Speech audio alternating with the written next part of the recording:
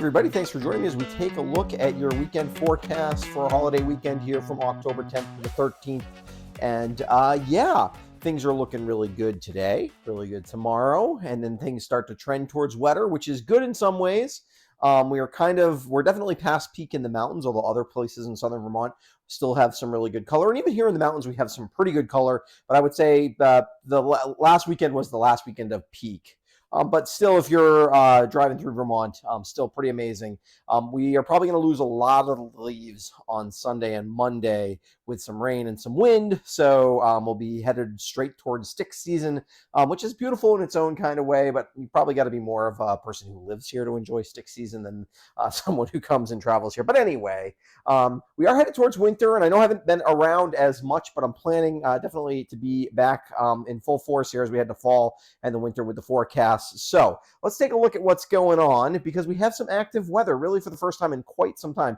Here we have a developing system off the coast of Florida, then Georgia, the Carolinas, that has been there was a leftover front and it has slowly been developing. And then we have some upper level energy and a little bit of moisture, but mostly upper level energy without a lot of moisture, mostly starved for moisture to the north. And these two pieces are going to combine and a storm is going to slowly move into our area. There's also an area of high pressure, which is quite strong on top of us right now. That's going to retreat to the north, but between those two things, we're going to get the squeeze, and we're going to get an onshore fetch of moisture off the Atlantic. That's going to really push some moisture and some winds mostly for the coast, but we could see some wind. Nothing that I'm worried about, even in terms of power outages, even scattered or anything like that. Not worried, but it'll be breezy, particularly on Monday, with a relatively high impact storm. This storm, if it was happening, if these kind of characteristics were coming together in the winter, this would be a real interesting one. It's going to be a slow mover, and it'd have the potential to really cause some consternation with a forecast because it's the kind of storm where we could move from just because it's more easterly than northeasterly would be the kind of storm we'd have to be wondering about sleet and things like that. But none of that's a problem right now. It's all rain because we're still in the middle of October. Let's take a quick look at radar. You can see we really are building some moisture here off the coast, off the southeastern coast. A little bit of moisture there was associated with the upper level, and this is kind of some leftover thunderstorms that made it through the night. We were chilly this morning, coldest morning by far in southern Vermont. There were some places right around me that were down to 20 degrees. It's probably we probably had been 30 or so was about the coldest right around me before this. So 10 degrees colder, hard freeze. That was true. The hard freeze actually happened almost everywhere, even into southern New England, which not unusual to get a frost this time of year in southern New England, but in here it's not unusual to have had a freeze here in southern Vermont by this time. But the hard freeze all the way to not quite the coast, but to lots of interior southern New England. A little bit early for that, but again, it's October. It's not like we're growing that much at this point anyway. But just as kind of what's been going on. Here's the upper levels, and you can kind of see it. Actually, we're in the midst of really kind of a big ridge for the most part, but this kind of slowly developing piece of upper level energy with the surface low, and then this pretty strong shortwave energy to our north are going to combine and again kind of develop underneath this ridge, which is basically on top of a surface high pressure. And that high pressure system is going to retreat just enough to the north to allow the low pressure system to move up the coast and give us that significant chance for rain. Here's the setup on the surface. Here's why it's going to be windy. Here's why there's going to be a lot of moisture.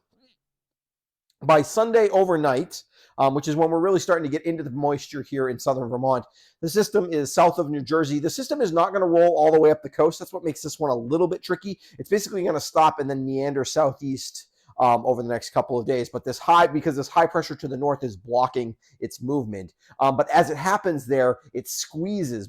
We're squeezed between high and low pressure, which squeezes get the angle right here, the pressure gradient. And what happens when that happens is the winds basically are follow the pressure gradient entirely. And so we are going to get some pretty strong easterly winds across lots of New England. For us, that means the peaks of the mountains definitely get the higher wind gusts. And we're not talking anything too crazy, 30, maybe some 40-mile-an-hour wind gusts, nothing too extreme. On the coast, though, we could be talking some pretty gusty winds. And this fetch that's going to happen over about a 24-hour period could mean some coastal flooding issues and things like that, just high tides stacking on top of each other and really kind of building up the tide. But that's obviously a problem for the coast, not a problem for us here in southern Vermont, but just kind of a thing that's going to happen. So this is a map, or this is just a model loop that shows how the moisture at the low levels of the atmosphere and the winds are going to kind of move in our direction. So this starts basically overnight Saturday and into Sunday and then into Monday. And as you can see, we're really moving that moisture onshore. All this purple indicates a saturated atmosphere basically in the lower levels. And then you can look, they're a little hard to see, but the wind barbs there are kind of pushing. And we've got some strong winds just above the surface, which is why the tops of the hills is where we're going to really see that speedy, or see that those wind gusts and things like that. If you're in the valleys, a lot of times the wind goes over the top of you, but if you're up at elevation, you feel it. You certainly feel it along the coast as well. There's nothing to break the wind there. And so again, we're talking 30 to 40-mile-an-hour winds, enough that you're going to hear it. It's going to be impressive, not really the kind that you're worried about losing tree limbs or things like that on. So I'm not too concerned about that. And really, we're still only talking about an inch to maybe an inch and a quarter of precipitation. So it's going to feel like an event because we haven't had a storm kind of like this in a while. It's going to be good for the drought conditions. It's not going to be something that we need to be concerned about. The coastal situation is a little bit hairier. There could be some power outages along the coast and high tides as the consistent onshore flow will cause some issues there, but obviously that's not a problem for us. If we take a look at the actual forecast for the weekend, today is nice. Temperatures close to 60. Lots of sun tomorrow, still mostly sunny, a few clouds. Temperatures in the mid-60s, a little bit warmer tomorrow, not nearly as cold tonight as it was last night. And then on Sunday, we could see a peak or two of sun in the morning, and the rain looks to hold off till pretty late in the day, probably after 4 p.m., maybe even a little bit later than that. It's really evening when the rain comes, but we'll definitely have clouds becoming all we have by late morning at the latest, I would say. Temperatures a little bit warmer. Humidity levels are obviously going to be coming up. It'll be about 60 or about 59. Overnight rain, breezy. It gets even a little bit more windy on Monday. Again, nothing too crazy, but the rain continues.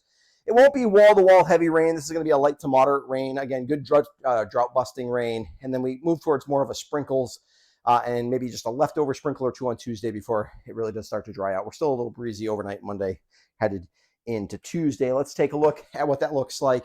The pattern is trending more towards fall, hence the 20-degree temperatures this morning. It is also trending more towards wetter weather. This isn't the last storm that we have on the relatively near time frame, although we'll have a couple of dry days after this storm departs. But we are looking at some more wet weather here and there, which is good. Today and Saturday are spectacular outdoor days. The rain moves in Sunday after 4. You could get some stuff. You could have some time to go outside and enjoy on Sunday. It's just not going to be sunny. And you want to keep an eye on radar for when exactly it starts, but basically not bad. And then the rain becomes more showers by Monday evening with about an inch to an inch and a quarter of rain likely. So that's the forecast for your weekend. I want to give a quick shout out to my patrons to help support what I do here at the West River Weather Guy.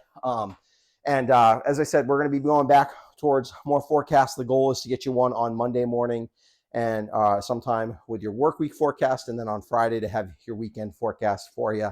And then forecasts in between as the weather gets interesting. And certainly we're towards the time of the year where it gets interesting. So thanks for supporting the channel. Thanks for following me. I appreciate it over the years. And like I said, we will be back on Monday, or actually Tuesday this week, since it's the long weekend, with a look at your work week forecast.